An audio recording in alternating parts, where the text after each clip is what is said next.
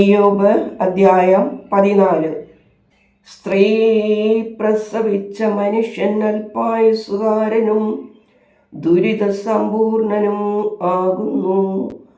അവൻ പൂ പോലെ വളർന്നു പൊഴിഞ്ഞ് പോകുന്നു, നിലനിൽക്കാത്ത നിഴൽ പോലെ ഓടിപ്പോകുന്നു.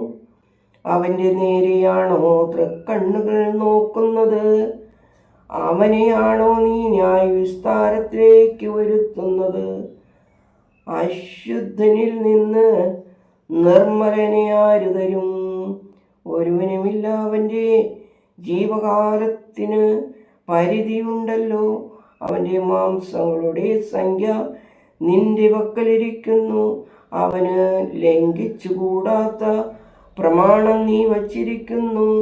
അവൻ ഓരോ കൂലിക്കാരനെ പോലെ വിശ്രമിച്ചു തൻ്റെ ദിവസത്തിൽ ആശ്വസിക്കട്ടെ.